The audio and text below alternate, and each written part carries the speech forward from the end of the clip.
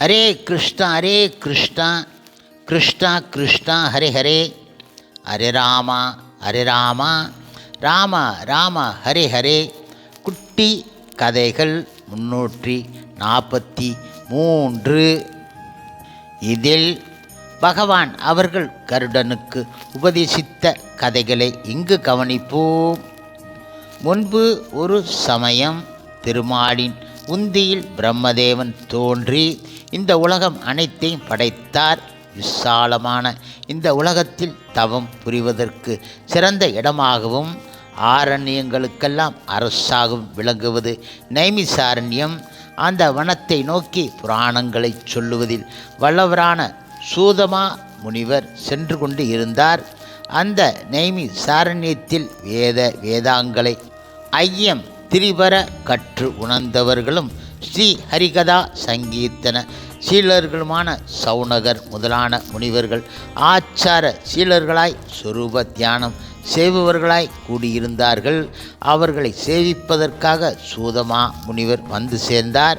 அவரை கண்டதும் சௌனகாதி முனிவர்கள் உற்சாகம் அடைந்து அவரை எதிர்கொண்டு வரவேற்று நன்கு உபசரித்து உயர்ந்ததொரு தூய்மையான ஆசனத்தில் அவரை அமரச் செய்து பூஜித்து வணங்கினார்கள். அதன் பிறகு அங்கு இருந்த அருந்தவ முனிவர்கள் அனைவரும் சூத கோஸ்வாமிக்கு அஞ்சலி செய்து, சூதமா முனிவரே, தங்கள் இடமிருந்து வைஷ்ணவ சைவ புராணங்களை நாங்கள் கேட்டு மகிழ்ந்து இருக்கின்றோம். பிரம்மனை குறித்த புராணங்களை ராஜச குண புராணங்களாகவும், சிவனை குறித்த புராணங்களை தாமச புராணங்களாகவும், ஸ்ரீ விஷ்ணு புராணம் ஒன்றையே தத்துவங்களை சொல்லும் சத்துவ புராணமாகவும் நாங்கள் கருதி இருக்கின்றோம். ஆகவே விஷ்ணு சம்பந்தப்பட்ட உயர்ந்த ஒரு புராணத்தை தாங்கள் சொன்னால் நாங்கள் கேட்க மிக மிக ஆவலாக இருக்கின்றோம். தாங்களோ பகவானின் அம்சமாக விளங்கும் வேத வியாச முனிவரின் சீடர். அவர் தங்களுக்கு யாவற்றையும் ஓதி உணர்வித்து இருக்கின்றார். நீங்கள் அறியாதது ஒன்றும் கிடையாது. தர்மார்த்த காம மோட்ச எனப்படும் அறம், பொருள், இன்பம், வீடு என்னும் 4 வகை புருஷார்த்தங்களையும் கொடுப்பதாகிய சாத்வியமான புராணம் ஒன்றை தேவரீர் கருணை கூர்ந்து எங்களுக்கு சொல்ல வேண்டும். இதுவே எங்கள் வேண்டுகோளும் விருப்பமும் ஆகும் என விண்ணப்பித்தார்கள். மா முனிவரே, உலகில் உயிரினங்களுக்கு பிறப்பு, இறப்பு, முதுமை, நோய் எந்த காரணத்தால் உண்டாகின்றன? ஜனனம் எடுத்து பூமியிலே வாழ்ந்து வளர்ந்து அனுபவம் அடைந்து மரணம் அடைந்த பிறகு எந்த செய்கையால் ஸ்வர்க்கமும் நரகமும் அடைய நேர் இடுகிறதென கூறப்படுகிறது? எந்த காரணத்தால் தீராத நோய்கள் வருகின்றன? எப்போது பிரேத ஜன்மம் என்ற பூத பிரேத பைசாசாதி ஆவி பிறவிகள் தோன்றுகின்றன? எதனால் அத்தகைய ஜன்மம் நீங்கும்? எதனால் முக்தி என்ற மோட்சம் கிடைக்கும்? இவற்றையெல்லாம் எங்களுக்கு புரியும் வகையில் தாங்கள் தெளிவாக சொல்ல வேண்டும் என மிக மிக விரும்பி பணிவோடு கேட்டார்கள். அவர்களின் வேண்டுகோளுக்கு இணங்க சூதமா முனிவர் தம் குருநாதரான வியாச மகரிஷியின் திருவடி தாமரைகளை தமது ஹிருதயத்தில் தியானித்து பிறகு சிரசின் மேல் தம்மிரு கரங்களை குவித்து சர்வ ஜகத்காரணனும் இரட்சகனுமான சிவன் நாராயணனை தொழுது வணங்கி பூஜித்துவிட்டு சௌனகா நிதி முனிவர்களை நோக்கி, அந்தன உத்தமர்களே, அருந்தவ முனிவர்களே, யாவற்றையும் நன்கு உணர்ந்த நல்லவர்களே, நீங்கள் நல்லதொரு கேள்வியை கேட்டீர்கள். நீங்கள் கேட்ட கேள்விக்கு விடையாக நான் ஒரு நல்ல புராணத்தை கூறுகின்றேன்.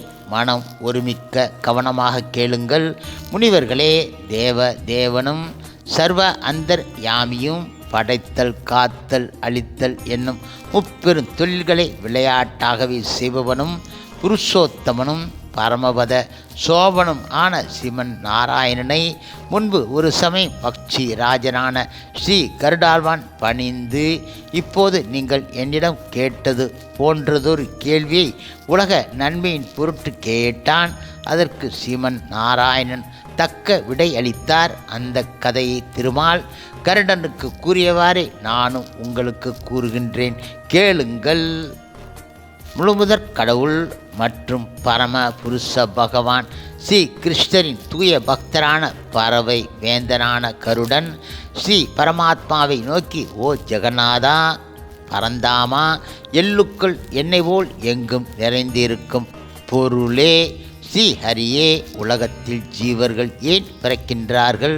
அவர்கள் மரணம் அடைந்த பிறகு என்ன காரணத்தால் ஸ்வர்க்கம், நரகம் இவைகளை அடைகின்றார்கள்? எந்த பாவத்தால் ஜீவர்கள் மரித்த பிறகு பிரேத ஜென்மத்தை அடைகின்றார்கள்? எந்த புண்ணியத்தை செய்வதால் அந்த ஜென்மம் நீங்கும்? எந்த கர்மத்தால் நிரதிசிய இன்ப வீடான தேவரின் உலகை அடைவார்கள்? முன்பு செய்த பாவங்களை மரண காலத்தில் எவ்வாறு நீக்கிக்கொண்டு நல் உலகம் அடையலாம்? எத்தகைய கர்மங்களால் பாவங்கள் நிவர்த்தியாகும்? இறக்கும்போது யாரை நினைத்தால் நற்கதி கிடைக்கும்? இவற்றையெல்லாம் அடியேனுக்கு தெளிவாக கூறி அருள வேண்டும் என வேண்டிக் கொண்டார். சீமன் நாராயண மூர்த்தி ஆனவரும் எல்லோர் மனதிலும் புகுந்து அனைத்தையும் பார்க்க வல்லவரும் எல்லா செயல்களுக்கும் காரணம் ஆகியவருமான ஸ்ரீ ஹரிபகவான் புன்னகையுடன் பறவை வேந்தனை நோக்கி கூறினார், ஓ கருடனே, நீ நல்லதொரு கேள்வியை கேட்டுவிட்டாய். அதையும் நல்ல முறையில் கேட்டாய். நீ கேட்டவைகள் அனைத்துமே உலகினருக்கு புரியாத இரகசியங்கள். அவற்றை நாம் கூறுகின்றோம், கவனமாக கேள்.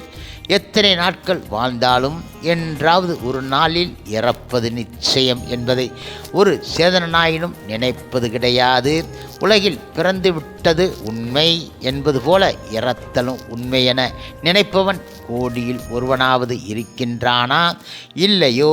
உயிர்களை கவர்ந்து செல்லும் கூற்றுவன் என யமதர்மன் ஒருவன் இருக்கிறான் எனவும், வாழ்வின் இறுதி காலத்தில் அவன் கையில் அகப்பட்டு ஆக வேண்டும் எனவும் அடுத்து நினைத்து திடுக்கிடுபவன் எவனோ அவனே நேற்றைய பொழுது போய்விட்டது, இன்றைய பொழுதும் போய்விட்டது, இதுபோன்று நாளாக நமது வாழ்நாள் வீண் ஆளாக கழிகின்றது. நமன் வந்துவிட்டால் என்ன செய்வது என நினைத்து பயந்தாவது நல்ல தர்மங்கள் இயற்றி அற நெறிப்படி வாழ்வான். ஒருவன் தனக்குரிய கர்மங்களை ஒழுங்காகச் செய்து வருவானாகில் அந்த கர்மங்களே அவனை காப்பாற்றும். இன்ன குலத்தில் பிறந்தவன் இன்ன மரபுப்படி இத்தகைய கர்மங்களை செய்ய வேண்டும் என வேத சாஸ்திரங்களில் கூறப்பட்டு இருக்கின்றன. ஓ கருடா, அத்தகைய குலாச்சார தர்மங்களை உணர்ந்து ஒருவன் தான் பிறந்த குலத்திற்கு ஏற்ற கர்மங்களை செய்வதோடு பாவம் மற்றும் புண்ணியத்திற்கு ஏற்றவாறு மேலும் கீழும் செல்லாமல் உரிய கர்மங்களை எவன் ஒருவன் முறைப்படி செய்கின்றானோ அவனே எல்லா இடத்திலும் மேன்மை அடைவான். அதாவது கிருஷ்ணருக்கான பக்தி தொண்டு செய்பவனே மேன்மையானவன் ஆவான். பிரம்ம, சத்திரிய, வைசிய, சூத்திர என 4 வருடத்தார் இருக்கின்றார்கள். அவர்களில் பிராமணருக்கு ஓதுவித்தல், வேட்டல், வேட்பித்தல், ஈதல், ஏற்றல் என்ற 6 கர்மங்கள் இருக்கின்றன. சத்திரியருக்கு ஓதல், வேட்டல், ஈதல், உலக ஓம்பல், படை பயிற்றல், பொறுதல் என்று 6 வகை கர்மங்கள் இருக்கின்றன. வைசியருக்கு ஓதல், வேட்டல், பொருள் ஈட்டல், ஈதல், பசுக்களை காத்தல், ஏர் உழல் என 6 கர்மங்கள் இருக்கின்றன. சூத்திரருக்கு ஓதல், முன்னவருக்கு பணியாற்றல், பொருள் ஈட்டல், உழுதல், பசு காத்தல், வேட்டல் முதலிய 6 கர்மங்கள் உண்டு. ஓ கருடா, அவர் குல மரபுக்குரிய ஒழுக்கப்படி நடப்பதே அவருக்கு பெரிய தவமாகும். அந்த தவத்தில் வலுவாது ஒழுங்காக வாழ்பவர் எவரோ அவரே போகத்தையும் யோகத்தையும் ஒருங்கே அடைந்து நெடுநாள் வாழ்ந்து இறுதியில் தமக்குரிய உலகை அடைவார்கள். ஆகையால் யாவரும் தமக்கு உரிய ஒழுக்கத்தில் நிலை நிற்பது சிறப்பாகும். யாவராயினும் எந்த பொருளையும் விரும்பக்கூடாது. எத்தகைய தவத்தையும் அத்தகைய இச்சை கெடுத்துவிடும். அவாவை ஒழித்து பற்று அற்றவர்களே பேர் அறிஞர்கள் ஆவார்கள் என திருவாய் மலர்ந்து அருளினார். மேற்கூறிய அனைத்திற்கும் கிருஷ்ண பக்தி தொண்டு செய்பவனுக்கு உதவிகரமாக அது அமைந்துவிடும். ஹரே கிருஷ்ணா கிருஷ்ணா கிருஷ்ணா ஹரே ஹரே, ஹரே ராமா ராமா ராமா ஹரே ஹரே. சில பிரபுபாதரின் சேவையில் இஸ்கான் பக்தர்கள்